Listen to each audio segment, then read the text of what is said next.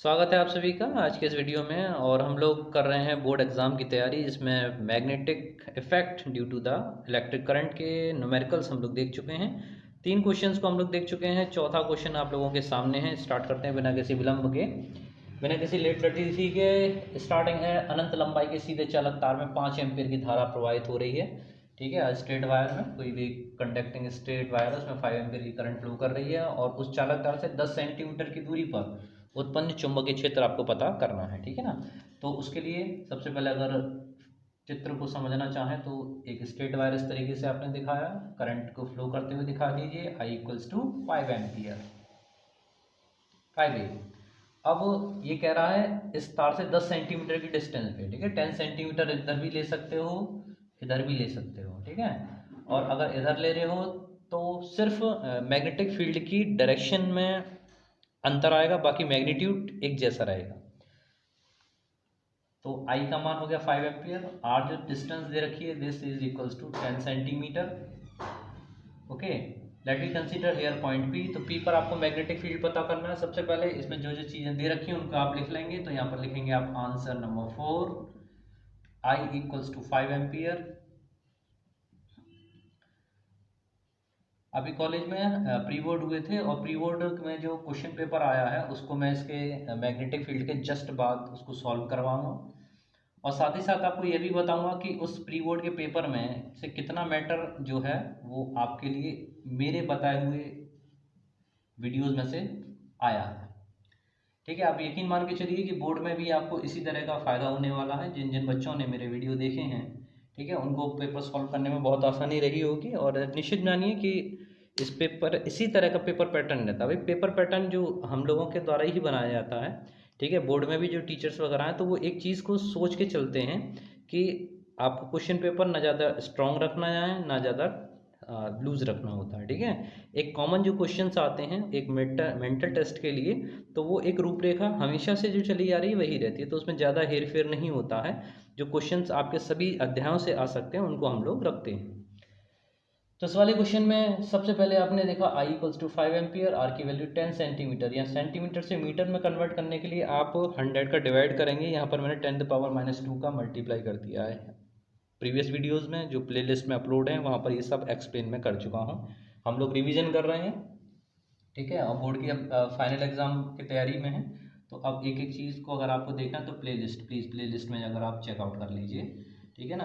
तो यहाँ पर आपको मैग्नेटिक फील्ड पता है और मैं थ्योरी वाले चैप्टर में आपको बता चुका हूँ कि उसमें अगर किसी स्ट्रेट वायर के कारण कहीं पर आपको मैग्नेटिक फील्ड पता करना तो उसके लिए जो फॉर्मूला यूज़ करते हैं that is mu not upon 4 pi and 2 I upon R. ठीक है, वहाँ पर आपको ये भी बताया था कि अगर किसी सर्कल लूप के कारण पता हो तो सिर्फ पाई बढ़ जाता है। ठीक है, अगला एक क्वेश्चन हम इसी ऊपर बेस ले लेंगे। तो यहाँ पर स्ट्रेट वायर है तो स्ट्रेट वायर के लिए यहाँ पर पाई नहीं लेना है, तो 2I अपॉन आर। ओके, अब यहाँ पर केवल वैल्यू प्लेस करनी है। तो वी नॉट अपॉन 4 पाई की वैल्यू जो होती है वो बराबर होती है 10⁻⁻7 के। बाकी 2I की वैल्यू आपके पास है 5 एम्पियर अपॉन रेडियस, रेडियस नहीं सॉरी डिस्टेंस है आर से, उस पॉइंट से लेके सीधे चालक तक की दूरी। तो 10 इंटू 10⁻⁻2। ठीक है, अब यहाँ पर केवल आप इसको सॉल्व करना है। तो 5 टू 10 होता है, 10 से नीचे वाला 10 कैंसिल करेंगे। 10⁻⁻7 जब ऊपर 2 ऊपर जाएगा तो ये प्लस का हो जाएगा एंड दिस विल बी 10⁻⁻5। ठीक है, बात कर रहे थे आप मैग्नेटिक फील्ड के बारे में, तो आप इसका मात्रक लिख सकते हो वेबर पर मीटर स्क्वायर या फिर टेस्ला। ओके, तो इस तरह से ये आपका आया आंसर। सरल क्वेश्चन था। जैसे मैंने बताया प्री बोर्ड के हम लोग क्वेश्चन पेपर देख चुके हैं, प्री बोर्ड हो भी चुका है। ओके, तो उसके ऊपर अगला वीडियो मैं उसके ऊपर बनाऊंगा। इसके बाद में क्वेश्चन नंबर 5 पर आते हैं। क्वेश्चन नंबर 5 एक सर्कल के ऊपर लेंगे, एक लूप के रूप में अगर दे रखा है तो उसका फॉर्मूला कैसे सॉल्व करेंगे। क्वेश्चन नंबर 5 आपके सामने बिल्कुल उसी के पैटर्न का है, बस थोड़ी भाषा में लैंग्वेज में अंतर है। तो यहाँ पर लिखा है कि 10 सेंटीमीटर त्रिज्या वाले चालक तार में 5 एम्पीयर की धारा प्रवाहित हो रही है। धारावाही चालक लूप के केंद्र पर चुंबकीय क्षेत्र की तीव्रता ज्ञात करो। ओके, तो यहाँ पर और पहले वाले क्वेश्चन नंबर 4 और 5 में अंतर ये है कि वहाँ पर क्वेश्चन नंबर 4 में we are studying about a straight wire, यहाँ पर हम बात कर रहे हैं त्रिज्या के बारे में। ठीक है, और त्रिज्या उसकी कितनी दे रखी है 10 सेंटीमीटर की। तो कोई वायर ले लिया और ये हो गया आपका वायर, रेडियस त्रिज्या r ये होगी, इसका मान कितना दे रखा है, वही 10 सेंटीमीटर। और विद्युत धारा आपको इस तरह से दिखानी है। ओके, तो ध्यान रखिए कि अगर आपको लूप के कारण निकालनी, इसको लूप भी कहते हैं, तो लूप के कारण अगर आपको मैग्नेटिक फील्ड निकालना है तो जैसे मैंने पहले भी बताया था कि बी का जो फॉर्मूला आप प्लेस करते हो B0/μ0/4 पाई, तो यहाँ पर 2πi लिया जाएगा। ठीक है, in the case of straight wire we are using only 2i, वहाँ पाई नहीं आता। फिर से बार बार बता रहा हूँ मैं, क्योंकि इन दोनों में से एक क्वेश्चन आपको मिलना है, 100% श्योर है। b इक्वल्स टू μ0/4 की वैल्यू 10⁻⁷। आगे सभी वैल्यूज को आपको उसी तरीके से प्लेस करना है। पाई का मान 3.14 इंटू आई, करंट जो फ्लो कर रहा है, this is equals to 5 ampere upon R की value same again you have to change centimetre into metre, then you write 10⁻⁻², 10 into 10⁻⁻²।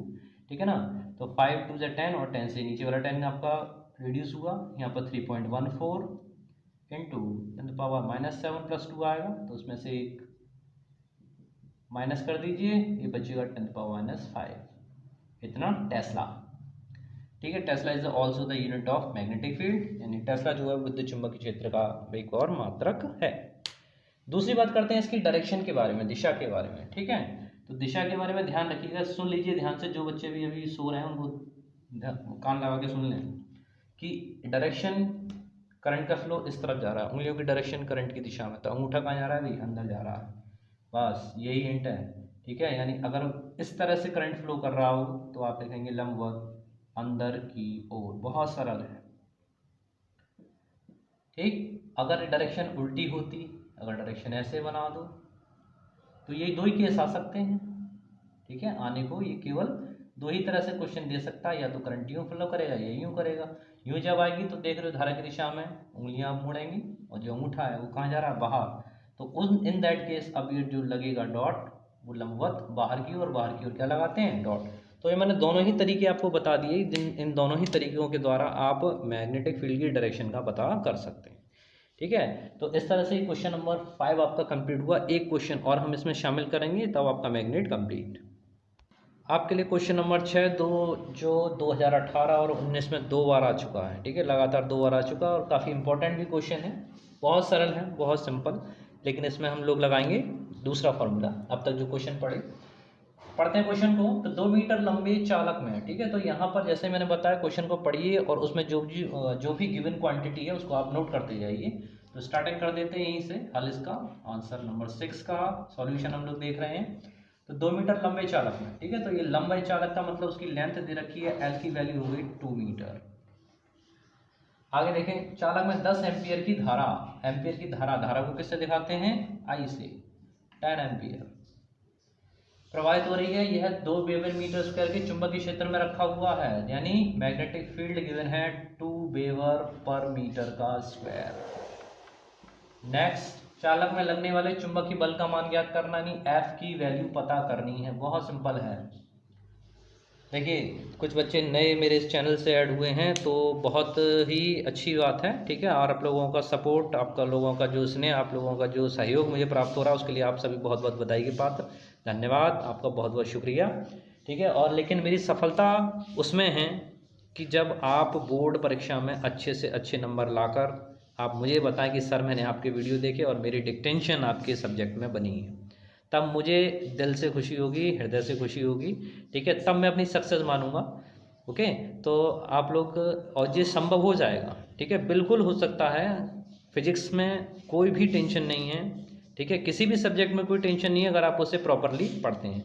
और यहाँ पर इस चैनल के माध्यम से मैंने बहुत ही अच्छा बेस आप लोगों के लिए तैयार किया है, जिससे कि आप बहुत ही आसानी से, सावधानी से के साथ में आसानी से आप डिक्टेंशन के पास पहुँच सकते हैं। ठीक है, और एक ऊंचा सोचिए, ऊंचा सोचना बहुत ज़रूरी है। ठीक है, और इसी तरह के आप लोगों का सहयोग मुझे प्राप्त हो रहा और दूसरे बच्चों में ज़रूर बताया करिए। ठीक है, फ़ायदा सभी को मिलना चाहिए। ठीक है, कोशिश कीजिए, आप ये सोचें कि आपके ही नंबर अच्छे आए, तो ऐसा नहीं होता है। आपके सहयोग के द्वारा किसी दूसरे के कुछ भी आप उसका भला कर सकें, तो इसमें इससे बड़ा परोपकार और दूसरा कोई नहीं होगा। ठीक है, तो कोशिश कीजिए ज़्यादा से ज़्यादा बच्चों में बताइए।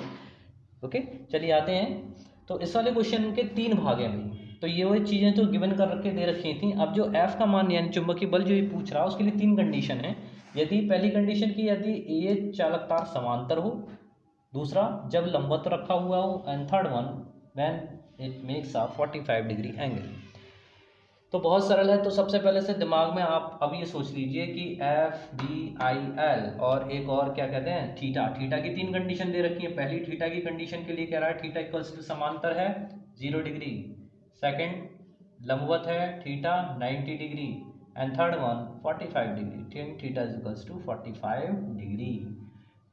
ओके, तो यहाँ पर आपको वैल्यू पता करनी है एफ की इन तीनों ही केस के लिए। तो पहले वाले केस के लिए सोच लीजिए दिमाग में, which one formula we have used here, and this is F equals to bill B I L sine theta.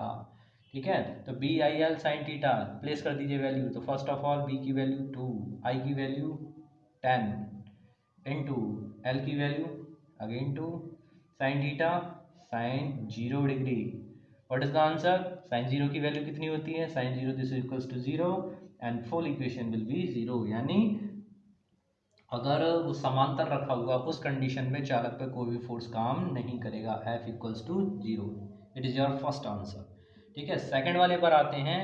तो एफ का मान लगाएंगे फिर अगेन वही B I L sine theta, लेकिन अंतर क्या होगा? बी की जगह बी का मान, आई की जगह आई उतना, टू की एल की जगह 2, लेकिन साइन जहाँ 0 डिग्री लगाए थे वहाँ आप कितना लगाएंगे? साइन 90 डिग्री लगाएंगे। Then sine 90 this will equals to 1 का मल्टीप्लाई करोगे 2 2 ज़ा 4, 4 इंटू 10 40।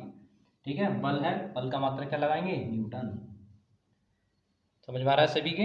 थर्ड वाले पे आते हैं। थर्ड वाली कंडीशन देख लीजिए, F equals to again bell sine theta and 2 into 10 into 2 into sine 45 degree. Sine 45 का मान कितना होता है? 1/√2। इसका मतलब ये हुआ कि ये तो 40 के बराबर ही आना है, 40/√2। यहाँ पर थोड़ी सी मैथमेटिक्स, √2 का ऊपर नीचे मल्टीप्लाई कर लें तो √2 आप क्या बन जाएगा? आपका 2 बन जाएगा। ठीक है भाई, कोई भी संख्या दे रखी हो, रूट ए दिखाई दे रहा है सभी को? ठीक है, रूट ए का रूट ए में मल्टीप्लाई करें तो वो ए बन जाता है। कैसे बनता है? ए की पावर 1/2, इसकी पावर भी 1/2, और आधार जब यानी बेस जब समान होते हैं तो ऊपर की घातें आपस में जुड़ जाती हैं। तो 1/2 आप ऐड करोगे तो कितना हो जाएगा? ए की पावर 1। तो चाहे ए की पावर 1 लिखो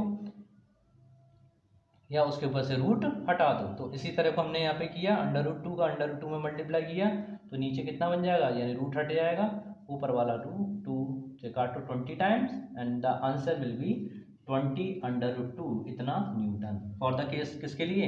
when the theta equals to 45 degree, यानी जब कोण जो है वो 45 डिग्री का बन रहा हो। ठीक है, तो इस तरह से ये जो आपके 6 क्वेश्चन थे मैग्नेटिक फील्ड के, हम लोगों ने सफलतापूर्वक कंप्लीट किए और इनकी सफलता अब आपके ऊपर छोड़ता हूँ। ठीक है, और इसके साथ ही मैंने बताया था कि अभी प्री बोर्ड का जो क्वेश्चन पेपर आपका आया उसको मैं सॉल्यूशन बना के उसके ऊपर डालेंगे। उसके बाद बोर्ड परीक्षा के 4 या 5, ठीक है 4 आप कहेंगे तो 4 नहीं तो 5 पेपर सेट हम लोग पिछले सालों के जो आए हुए हैं अनसॉल्व पेपर को सॉल्व करके लिए आपके लिए दिखाते रहें। तो कोशिश कीजिए, बने रहिए मेरे साथ में, ज़्यादा से ज़्यादा बच्चों में शेयर कीजिए। बार बार कहना अच्छा नहीं लगता है, आप खुद समझदार हैं। ठीक है ना, तो बने रहिए मेरे साथ में। तब तक नेक्स्ट वीडियो के लिए जय हिंद, जय Bharat, thank you very much.